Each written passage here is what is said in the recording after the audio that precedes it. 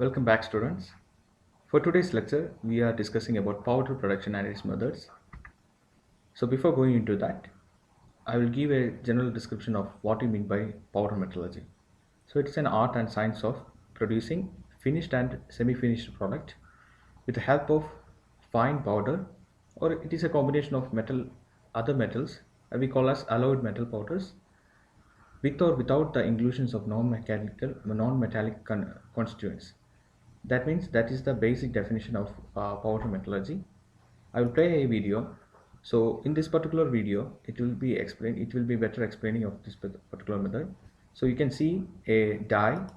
In that we are adding powder. So for the better understanding, we are here. This video is denoting, showing atoms. So we can see the atomic bonding between the particles. So powder material is nothing but very fine powder material is nothing but a combination of atoms.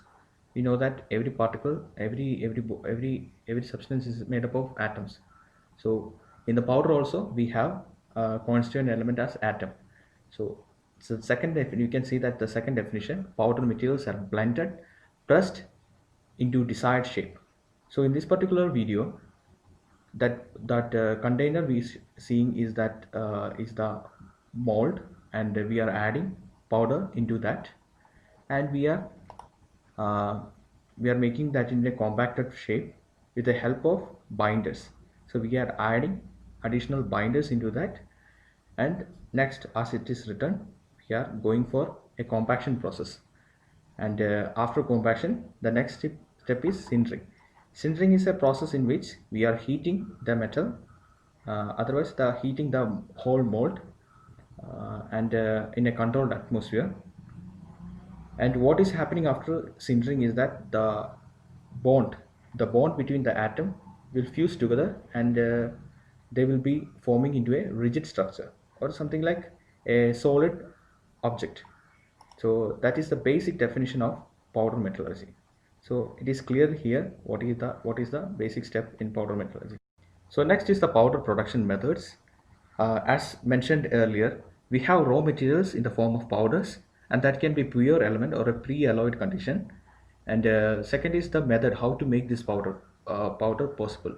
Metal can be formed into powders. So there are mainly three steps: atomization, reduction of compounds, and we have electrolysis. So these particular methods are being used for different materials and different conditions. So it's clearly written here, atomization is used for ferrous as well as non-ferrous powders like stainless steel, superalloys, titanium alloy, those kind of materials. And we have reduction process for iron and copper, tungsten, molybdenum. As previously mentioned, we know that tungsten and molybdenum have very high melting point. So powder metallurgy is the only process by which we can manufacture those product having tungsten and molybdenum as their basic material. And we have finally electrolysis process for making copper, iron, and silver powder. So this is the main method for making powders, but we will be covering in detail what are these methods are. So in general, these are the three methods. And next is the powder additives we are using. Additives are nothing but binders in order to additives, the additional binders we are using. So it is a combination of powder plus additive, and we are exerting compression force, and then ultimately we are getting a final product, something which is so rigid after the sintering process. So these are the main components and methods we are using in powder production. So next is a lubricant. As you already seen in that previous video, we have a mold. So in order to have a lubrication motion when the product is being retrieved from the mold, so we facilitate using injection of compact and to minimize wear of the tool, commonly used as wax, metallic, uh, serrated graphites, those kind of acids or chemicals are used in order to make the lubrication more possible. And the next is the compaction. So compaction is the die in which we are applying high compacting force.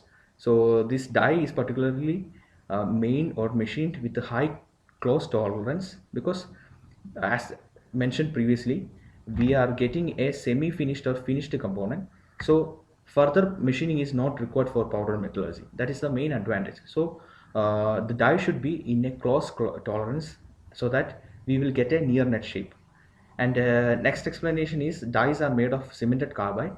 So cemented carbide is a material which is having high toughness and strength. And otherwise you can use tool steel.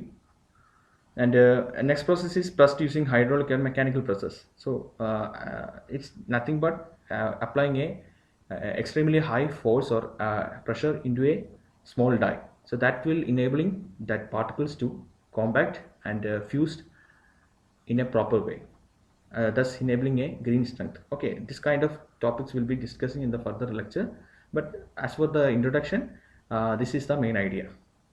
So compaction is nothing but a process in which we are obtaining a green strength of the material, that is green compact with a sufficient strength to withstand further handling operation.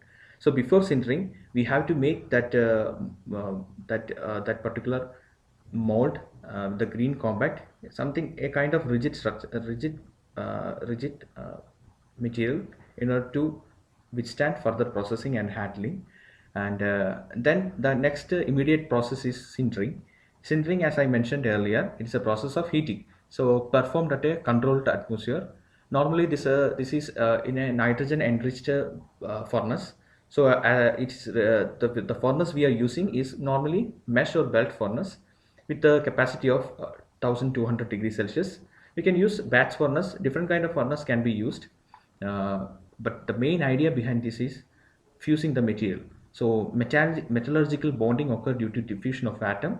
So each atom will be fused together due to metallurgical bonding, and this is happening at 70% of absolute melting point of the material. So before powder metallurgy, you should ensure that the melting point of that particular material to how, and we have to find the absolute melting temperature. And in order to each different material have different process of sintering, so we have to ensure that before doing any further processing. And what is the advantage we are obtaining from sintering?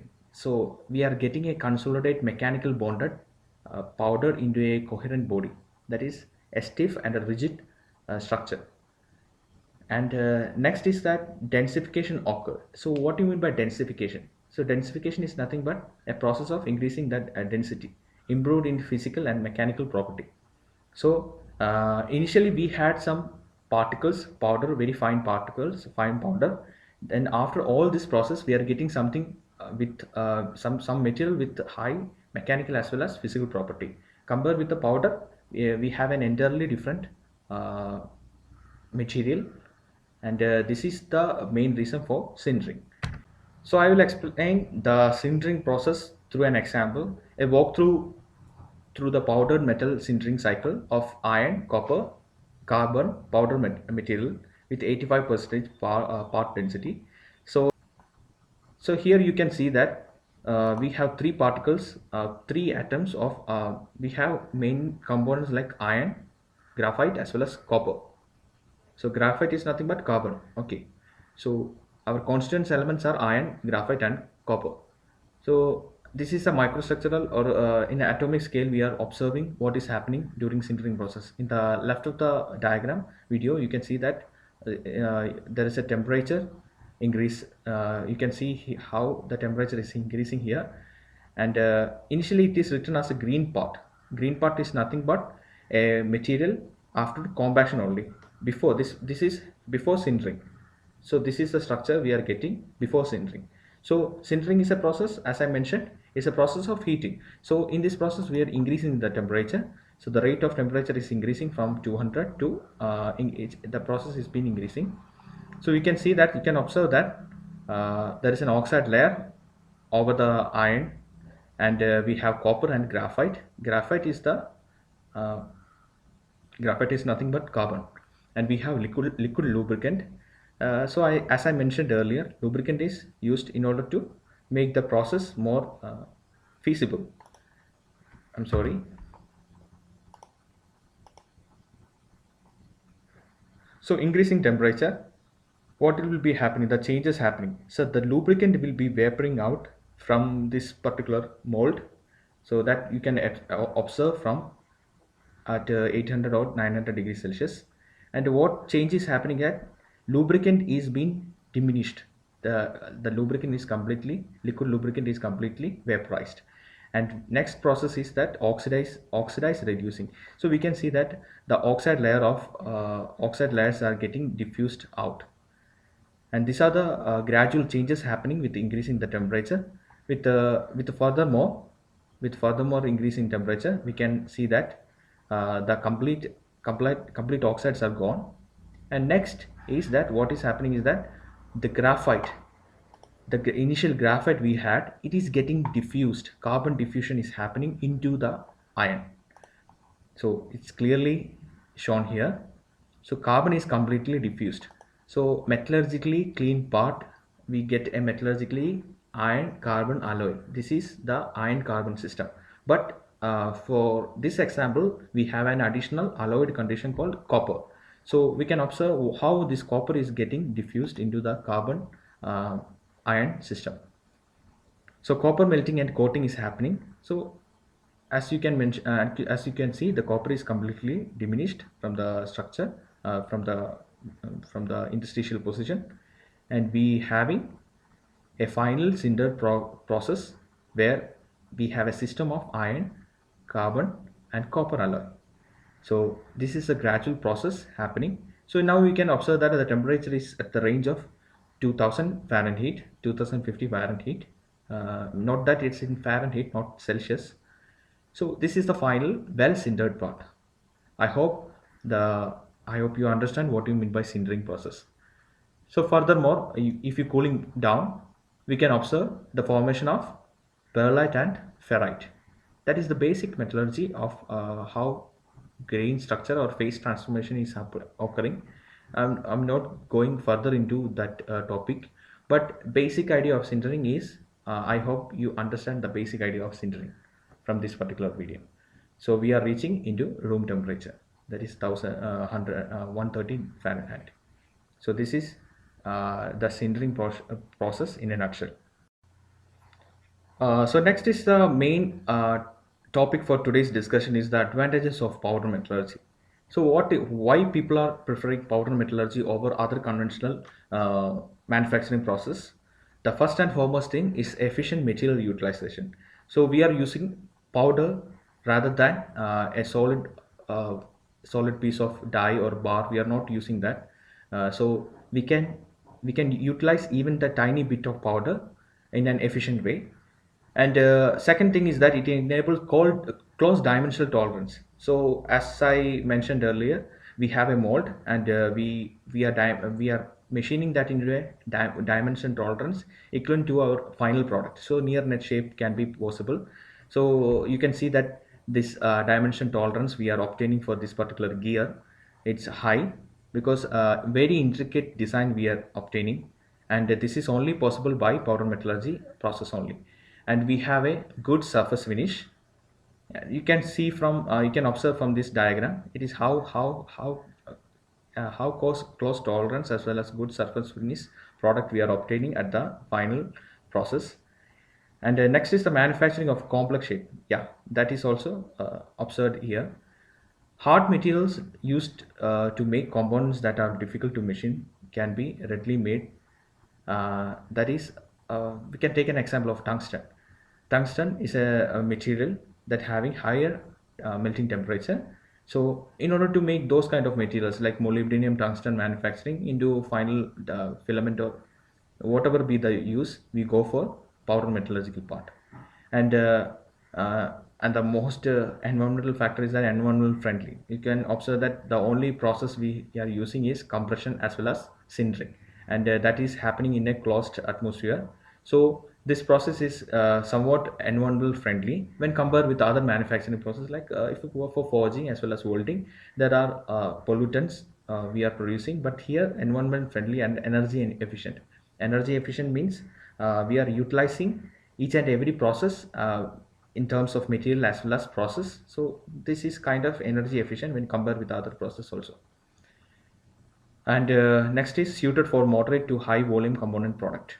Okay, that is you can see that there is a video showing uh, making of a nut component using powder metallurgy, how the batch process is happening, how fast and easy is the process.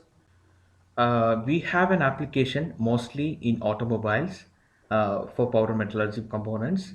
Almost 60 to 70 percentage of components for automobiles are made using powder metallurgical methods, because most of the components are very intricate in shape. You can observe how detailed and how the keys and those kind of dimension tolerance we have to obtain for this type of components.